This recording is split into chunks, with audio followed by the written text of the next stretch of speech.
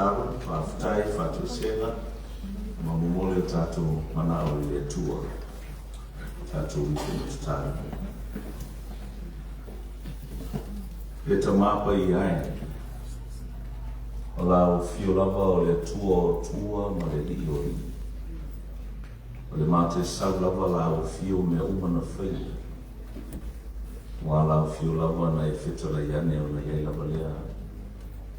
E lei foi se mea na tupu e amunoa malo fina ngalo ina ia tupu. Whapenare ne e fiafi o tu mauruma le viinga o lau fio lo mātou o tua. Ina wa e momoli mai le soifua o lo atulu na me solo aina o le fasti au kila ni nei. O tamā, o tina, o uso mo tu whawhine. Ai mese o lea mātou whanau. Lea o mātou mili tino whatasi e langi vii. Ma whawho I atu le viinga, ma le whanetanga I lau fio o mātou o tua. A wau ono mea lava lea, ma tala whengai o lo lava suafa e ma malu o lo suafa. E sili o uma lava. Mātou whawhitai ala au fio le nei fiafi I wae. Se ase ana maua no whape nei. To whare tangata ma le kālesia na ia I le rita e au bita iane o leo futi afu e tasi o luma I le nei fiafi. O I mātou o le ainga whātua tua I la au fio. O tasi mātou o luma. O le nganga fia lea ma le ngā whawhitai. Awa e toi whaasino I mātou I le awa o mātou tua awala mo maua I te sā. E māfua na tasi sāmo o na o lau fio le tua, e tasi lawa lau fio. E una tōpo swafa, a o lau fio le tua o le lofa muti whana. E a fo leo mātou manuia ma ola le lei ai.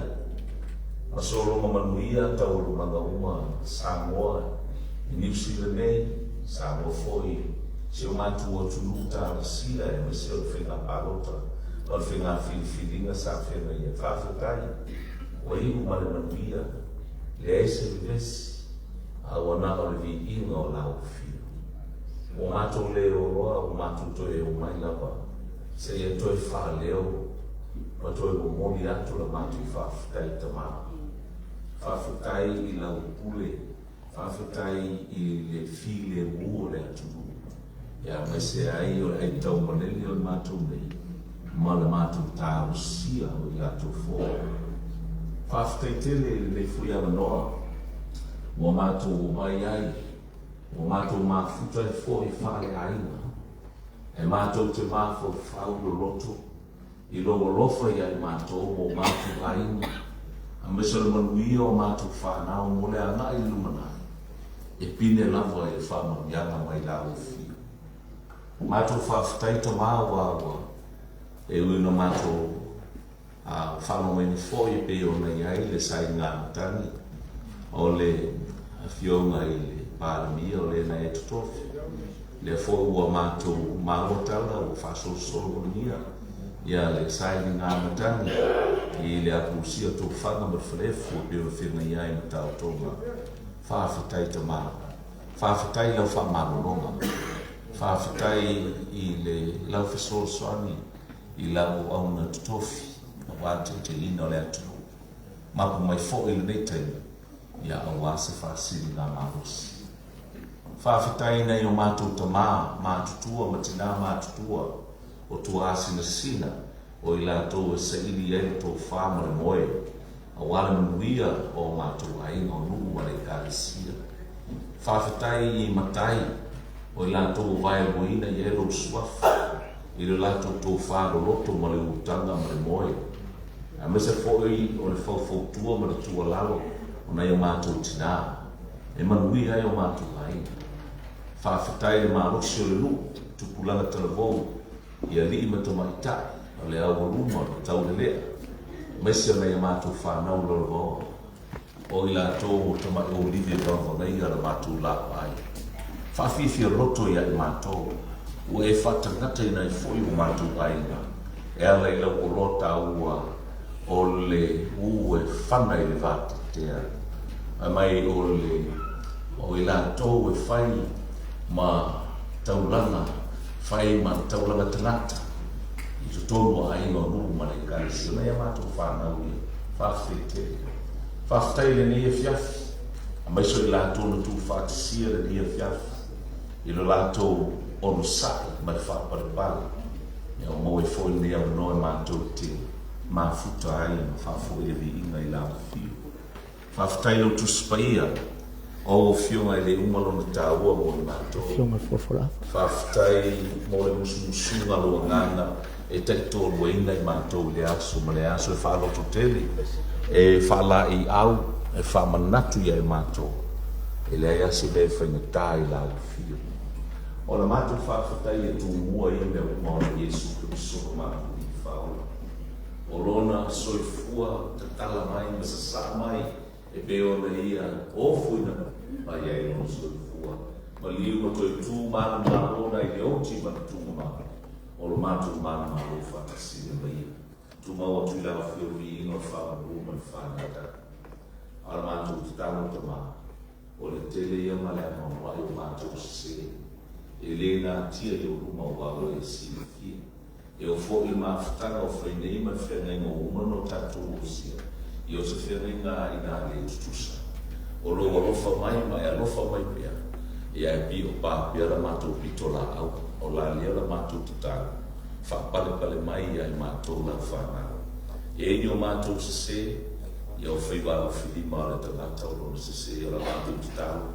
Ui māngalo e mātou le toto pa ia Yesu Kristo, lo mātou li ingo lo mātou whaola.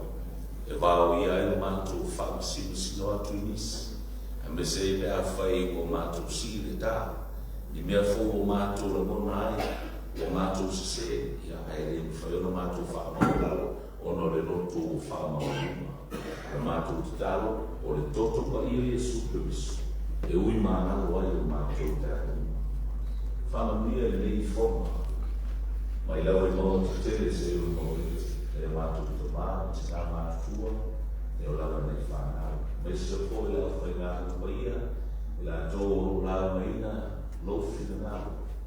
E iai lau whanamia mai a mana la rātou ngā uma.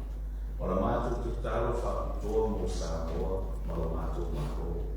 La tō e te sofu, e le whas, la tō te teteina, ia le mātou Samoa e e lo whamahia. Pape na foi si vai no whai manawa.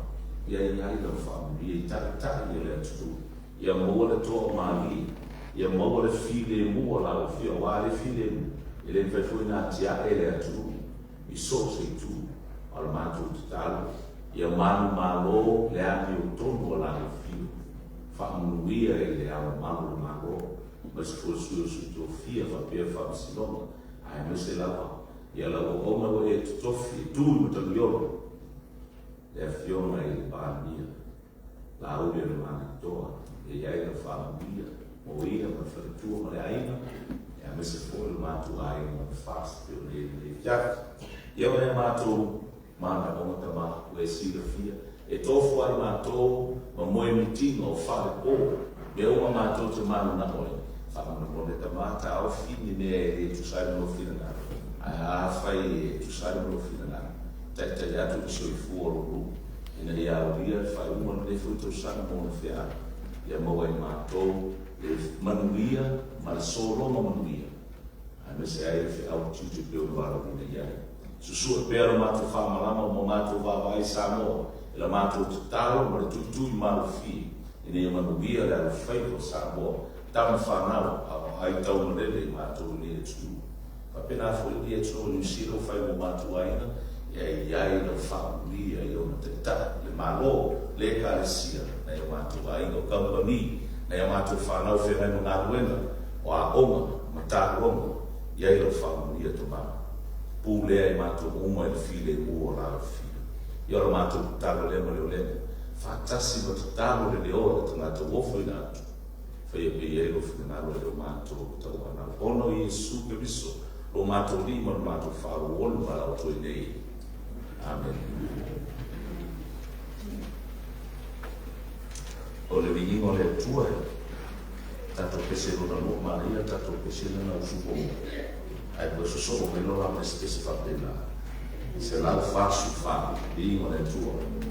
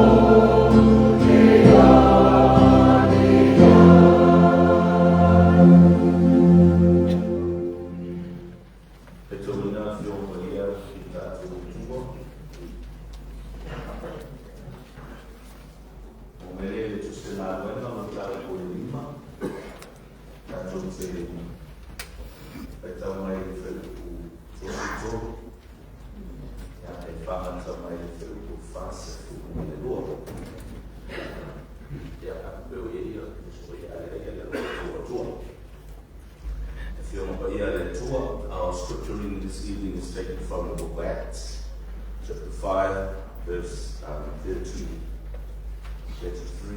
to 42. Tātou te whetau, whila wha iai. Whafo mai e whetau ina whiongo ia lo tātou tua.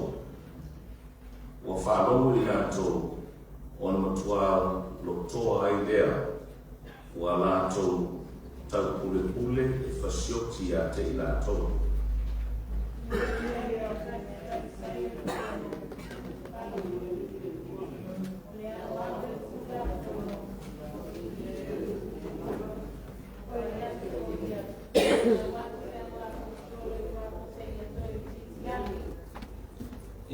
nai tus paia tatu feita fatasi ia ona fai atu lea o ia ia te lato o tō sawa e lue o tō lea o tō whaia i le tangata wa aso ua vai tū mai ai tiuta sa whai atu e siri lava o ia na pipi fo ia te ia o tangata e tō wha na lau e whai tau ina ua whasiuru tia o ia o tā pe api foi o i vale lato o lava e na ana ia te ia ua mawai lea tangata na tū mai lea yuta o le kanileia i o na pō tū si ai o na taitai ia se lu o tō tele o muri muri ia te ia o te foi o ia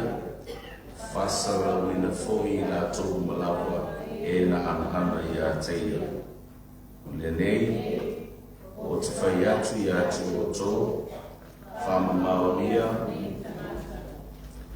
ia tūpea ia te la tō wa awhai o tuku mai tangata o sa ringa na ngā ruenga e whakamutia ia a awhai o tuku mai e tua tō te le mawhai o na whakamutia ina nei loa o tō whaitaua i le tua wa usistai i la tō ia te ia wa ami foi le au apostolo wa sasa ia te la tō ma whai atu e so tautara i le ngō Iesu tulina atu lea ia te la tō o na o lea le la tō na i luma o le fono wa oni oni na ua whakawai na i la tō whakaina o noro na suafa wa le mako i la tō i le aso uma o na o watu tara i atu i le mama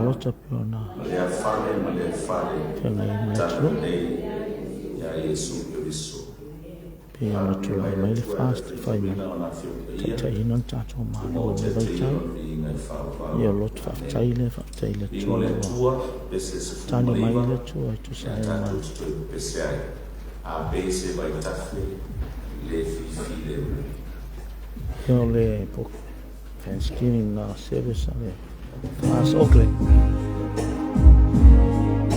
after ile tour wa man malo ia le tau whainga pe o whenga ile fast government e whenga ile fast ma whainga palota le au kula i mai aina au le mare mua ia ma le au wa ale fast whakau pesa mua molisi ni makausa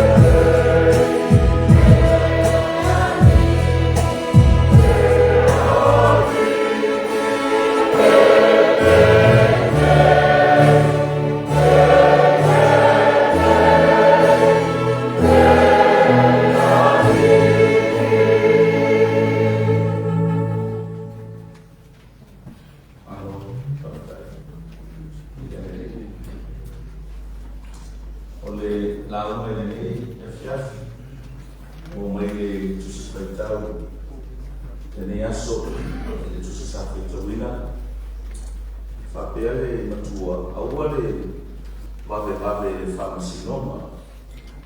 Don't rush to judgment.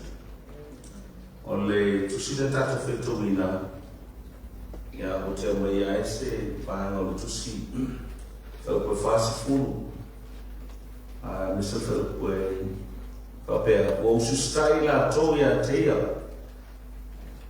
mo ami foi la o apostolo o sasa ia te la tō mwhai atu ia so ia le tautala i le ingo Iesu o tuina atu lea ia te la tō eo o na ole i la tō na i luma o le fono ua oli ina ua takua ngaina i la tō.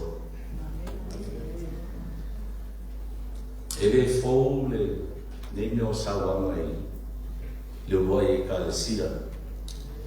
When we talk about persecution, it's not something new.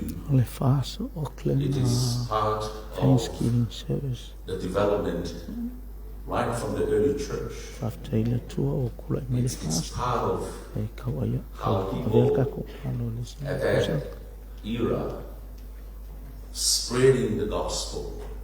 As one of the church fathers said, Polycarp, he mentioned something like this. He said, the blood of the martyr is the seed of the gospel.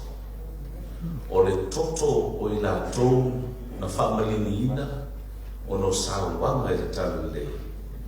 O le fatu le nā e ola i le tala le.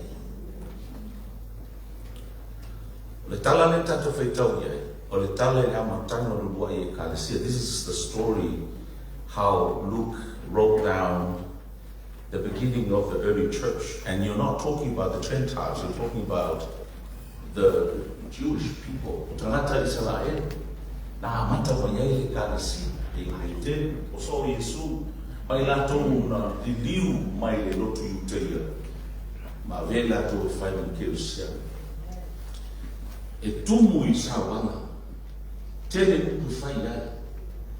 Tele i a whai tiona e whai ai. Ave luma o le whamsinoma. Ave luma o le au santerini, ma le au ositauranga, ma le au siupu, ma le au wholesale. Ia na uma lea, o loka le whipuipui. Uma na loka, me o sasa. Toi ave whai, awane o toi whalonga o tō taulengo o Iesu. And that is like a pattern of these people, how they survive, how they live. And within all of those persecutions, they have witnessed miracles. Of our venole, wafatu no le tua. Okay, la taptia. Me na fie le tua, itangata re whamai. O e tangata e whamalo ai. O la tō mai. Ai le ni fo mai, e li tangata na o mai, a o ma whawhiwhia, pewa. Our tangata o mo whaiwhaiwa. These are fishermen, you're talking about fishermen. Now these people are very simple, but they were these are the students of the teacher, old teacher, that is Jesus. And they study under him for 3 years. Tonto sana na o mai lalo, o le vaina Yesua, o winga la rau whantarana, o le. Matata tio men whai e Yesu o maso. Whai mai ua watu tangata whamaro loina, e o lawa I le ata pe ala fuia le ato pe te ua malolo e sangat. Even the shadow of Peter, people are healed. Such a miracle. If I may offer that tell you na loka ina fa pui pui. Vai na pe pesca ia Petero me Ioane. Lulu ma fue to ulu ilalo ia meu fili o fasa roto ilalo. Mata o tia nei mea. Ia ale o tala la le tatu feito femi. O toi o mai nei tangata I ma fai ia la famele famtala. Fai tu le ia te to o nei to tala se si Yesu. We told you before not to say any word about Jesus. Yeah, I feel very little bit. Now listen very carefully. This is what Peter said to them. We adhere the voice of God, but not men. Mātou te usitai, i le siu fofonga o le atua a le o tangata.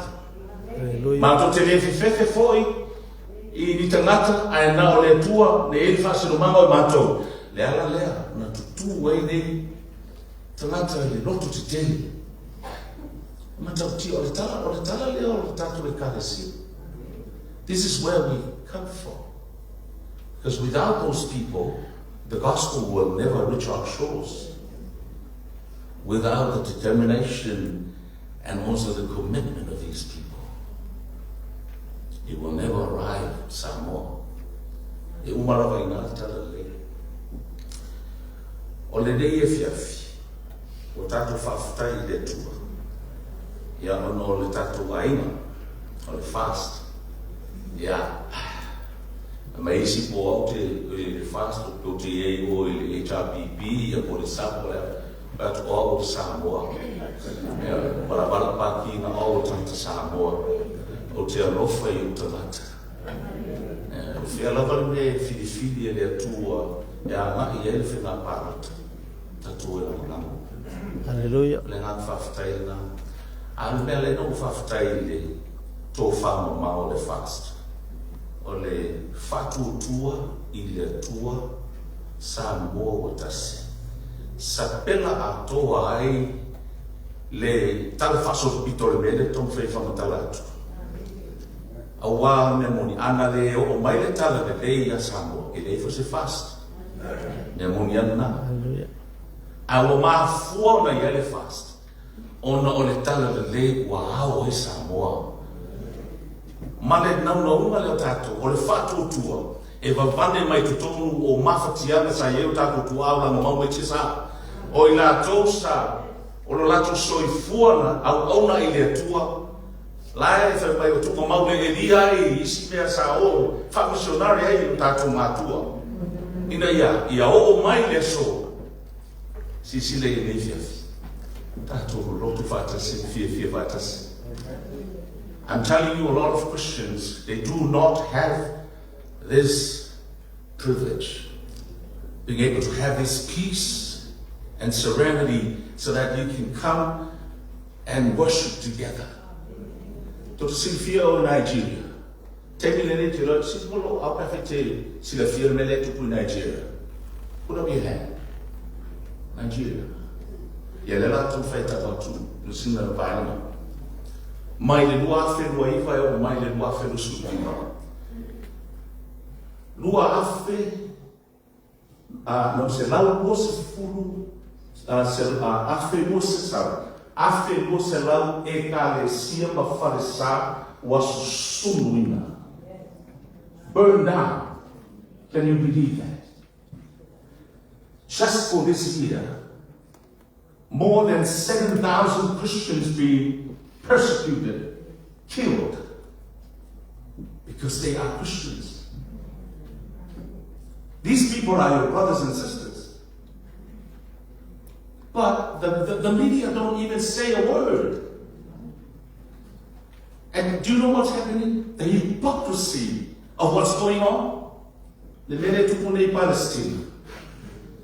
And these people, they go and have these protests and they're shouting out for Palestine. And these are the very people that they're persecuting our brothers and our sisters. Thousands and thousands. E se tama o le fai bela na ta I lumone family.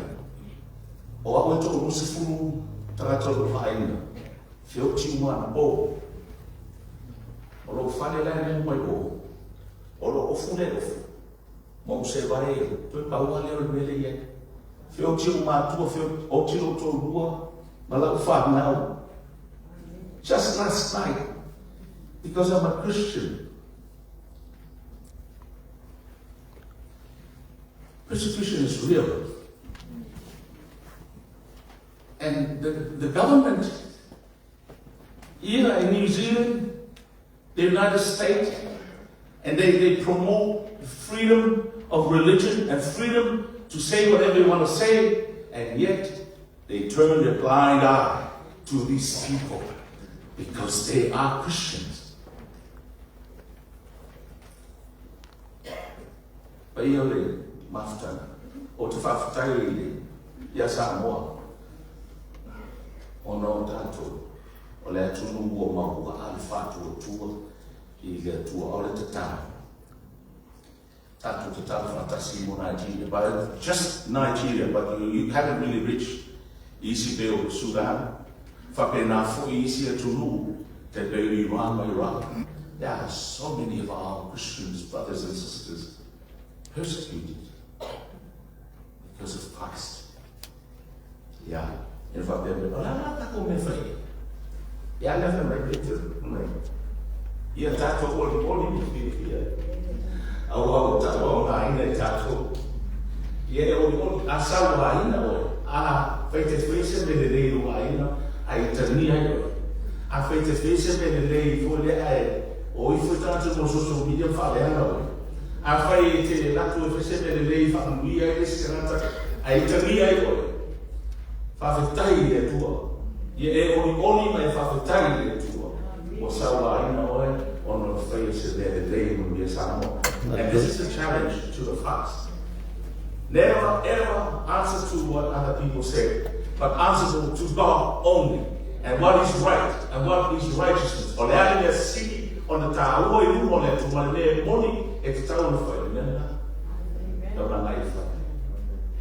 Knowing the truth, knowing what to do. And that is what Jesus said very soon. O Roma lo ele mai la lo nei o Roma lo my kingdom is not from kingdom, and that's this world, it's from above. We are actually fighting a spiritual battle against the evil one, and that's why we have to stand together.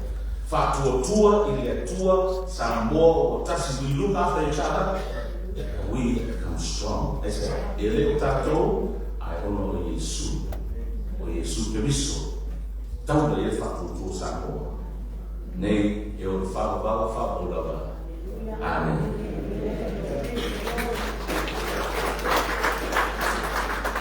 O bimo le tua, to se la o bimo se tuto. Ya tātou tu pese mata tu Tulai bai tātou pese mata sian.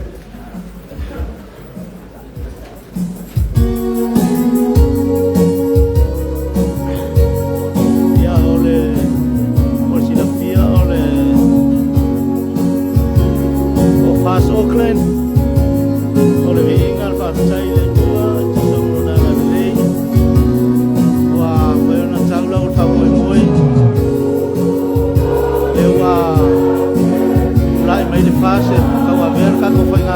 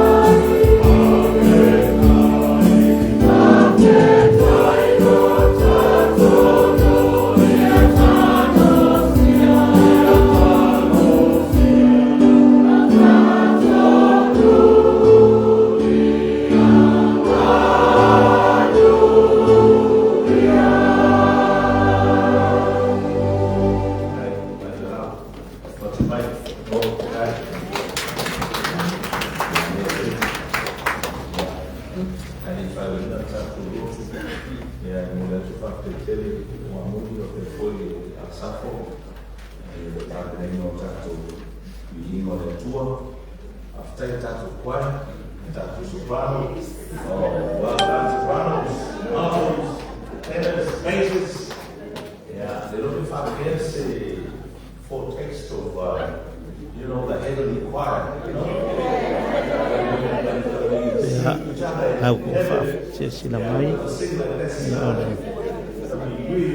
không phải là fast Auckland celebrate là mang malo là fast nhưng mà coffee mấy là chua ya cái một sao mo ya lại au lần mà là chua bọn ở vợ phải cho chơi sao mo ya mình sẽ phải tụi lệ umo mang nguy mấy ya olai aku ngi Auckland Manhattan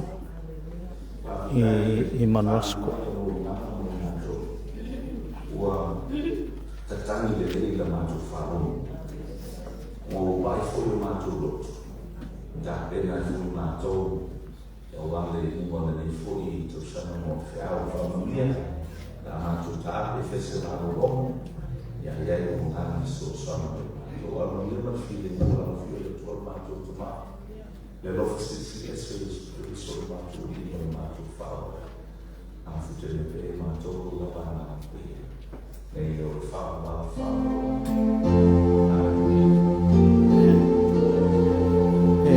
como lengal manulakno e fast Auckland celebrate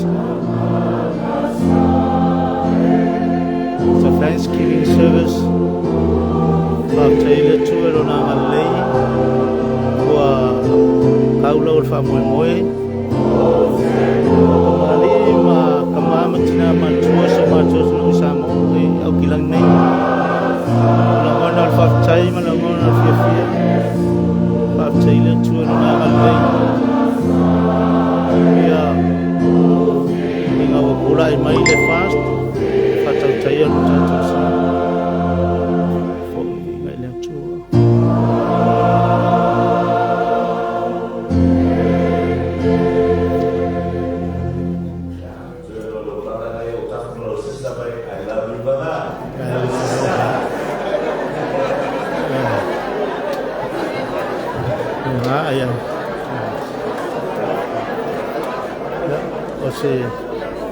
o ko se da menga alo malole aka ya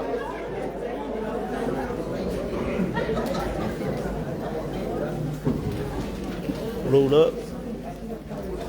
tu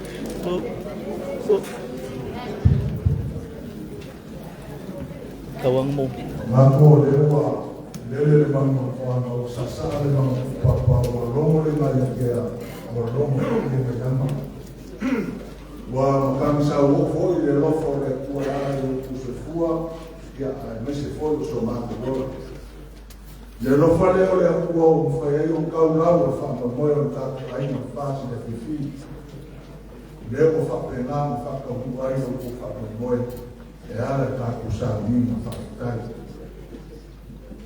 mo le si le fia o le o sa o aku ya le mo no kai mo solo fa hilo ai kai kai o ta ku sa ni ia ai le per ko fe fa do a nisi ko koi ma le ku sa na ni ya fi ore le kai o ta ku sa ni o suma to ina ya vita po wesi o suma to ina o lo ka na ma o sia le ma mo ma ne sa salo si le fia umo e ka o umo le o fo le fa kumuriang o na o fa pena o ma o se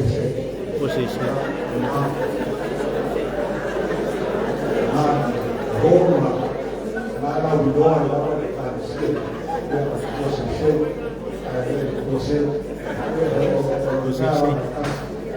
ya ma lo pena ma fa kuia ni suma to ina ma kua ya wa fe na ya ima na we na kua ya le lo va ben te ka yo ta ku sa ni mo si le fia fo le ka kua o le filima le kakusāmima o le kakusāmima whaafitani mahala le sāmima o me leo koe pose lilo e whaamoemoe o le kako wa kumungi sa goma le whainga whiwhiringa e te mahalo ia i kako aina le whakulukua i le kua sa ngō kasa ia e ala le whainga whiwhiringa o le kako wa kumungi leo wa maea ia leo wa mai whakukuana a le kako wa kumungi e ala le whakukua i le kua sa ngō kasa ia mo ni fo i mai kawa ka sama me la le o se le sira mai ngai tamā hai le leima ma la le le waso ya ka ko le wa lo fa fo o ia o ka ko ai na tu sai na lo na mai ya la fo ni ia fo na ko mai ka ko ai na ia fia a o le va fo no Aua te wātu wātu whātu mō. E peo se whanua a mai a te oi mako tā kōruma. E ao kātu mawhau whau. No loko. E ala i lea kua o maronga le le. Ia ao kātu lei whai kuma fōi o niko sana. Lela mō hai le loko whātu kei. Ka whtaila sunga to ina mō ngā ruenga mai. Mā loka peno ngā lō sa unu. Leo whātu whongale. Ia o le aina fasi au tilan malu fa kai wolomo kimo wolomo fo loko e pe kala ni malu fie pai mai o se au le ko era mai le suma to ina le moria pai le ngama fa ke kele na mo mori fo da mako fa ke kele le suma to ina lo mo ngako mai au wala aina o fasi o le ngako fo dia ya au e fa ke na na mo e ngako mai ya wale mako wa ia wa fa mo mo ia fiafi le la le ma ko ko mo ia ko ia ma fa ke kele fa kai lo le fa kai lo lofa e ala fo ni ko le ai ia ke ka ko ma fu pa ne fiafi pa nga le si mo mia le ai mo fa si atlan a fa mo ma fa mo o le ku mo ia fa pe ma fa mo ia ko super toina ia a fe na ia mo ki mo fa a wale ku mo lo ma la fa o te kalo ia lofa ngia le kua i sa fa kele pea le mau fa le kua ia awaro fena ia i mo kike mo fai ia i masi le upu fora lo kako li ia wanya ngana mo ia maronga malo me le mo le kua ia ngana fa kekele ia kusai le ia fiafi ma kako mafkanga ia waku foi le vai malu puela la fose mai kau foi kako mafkanga fai wale le sifu foma le ia e ka ko la wa ka ofi ia le ko amaka ia le ka ko inga le ana ai wa fasi o kila fa mo a ese siaso ia ka ko ma fa ia ko sia me ia fia me la le mo le ko ile ma fa fia ia ma ko ki fa malu lu fo o le ala ese ka ko ma fa ka ko ki ia fia o le ka ofi ia na ke ko mia le ma arfia lo suma to ina ala fo nge kwasa ya me la le ya ele ko ya na buena ya la va ka kumunga ha le ku ko mi le uma ya ala ka ko o ma ya ke ya me la le ya ma se me alofa le wa fa penama ma sa uia le ai mo fa sa kilan ya mo lo suma kai kai sa mi ya ala fo mi ya lo ya ai ya Pirava no mato fa maru waku wa le se ka ku ki pu ska ku mai vera mai ka ku mafkan a we ka ofi le aina ya le ata mo ya se mele ya ba ngai fo yo ku man lo ku wa se fa kofe ya fa pena ma no lo ya ni ya ma ka ma fa se kofe ya on fa wa ya fo fuanga ya na se me o fa ya lo fa ku ya ka ku la ba me ya a me kaua leo fa fonga ai fa malu si o ngai so fu nga lue ya awa ya so se me mangu ya sa mo ya mo aka ya mo le lunga ya ole maku pa le aku le ya ka ofi ya ole afa penano ku mu ya ku ka ku kofi nge ya fia ya ai fa buri mai ka ku ainga e ya sin ka o ka o le mo ka ko lua e ya si me o pa o le fai na wa fa ka mai le fiona le pa mia o vai aso ngai sa whapengang whakamungai o ka o mawaiange ia le kaku mafukang. O le ala le o le mawhai ai. Ia asanga maulawa fi hoko mai le la whiwhini ia wale kaku inga whawhikai al kaku a inga le whasa. Ia la le ia le kaofi ia masaro ia se kaimi o mua ia whapenga o ma kaku mafuka mau kou sila fo ia le kamara kumu. Ia pe o ma kukula au mai ia awasi fasi na malosi ia ala fo ia kumu o kaku. Ia pe o ku ia o whaero aku ia kusai mani ia fiafi. Ia langa i le whamaloinga ia le sunga i le whiwhiau ia ape ia mea rofa lea. Ia o roka aku whakasi mai wharekua o le whiwhiau ia kausanga. Ia lea la rofa lea mo oe. Ia o le kako whaipese ia mea rofa lea kako ainga mo oe, kako pese whakakeli lava, o keli mo le kako pese, whakakai fwoi kako ainga mo si whonga maalie, ia kauenga, ia maalie si whawhonga lo kako wani, ia e leo o kako, ia fwoi, pe ia kua lo mavi inga, nge, ia mai ho o lava i le whawavau lava, ameni.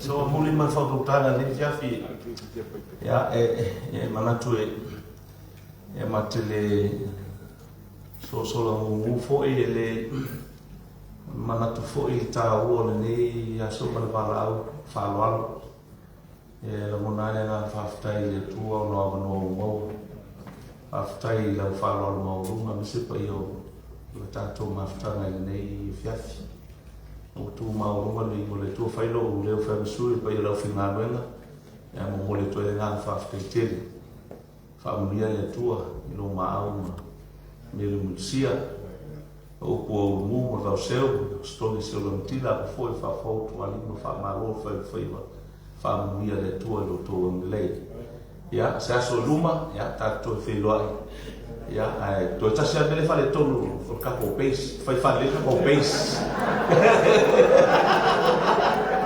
ia le kau le mai base ya la salma kumuli ngia la le aso le ro le tua makai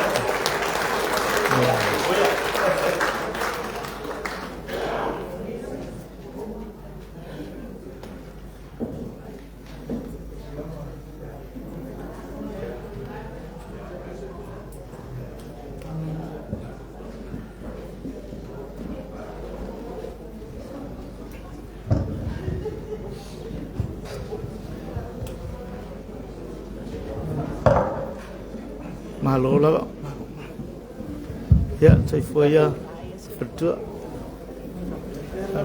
na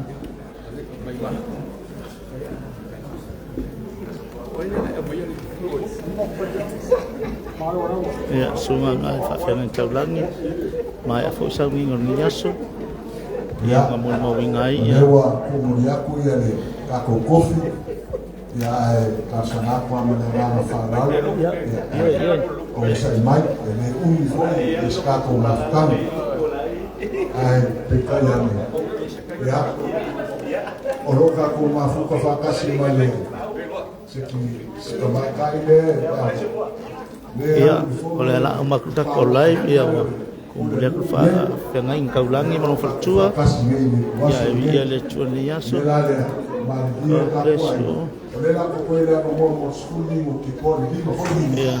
Fai sina masa uang pupu, ya orang umur dia, ya air, fa wau berkaku, fa moe orang jadi le kaku,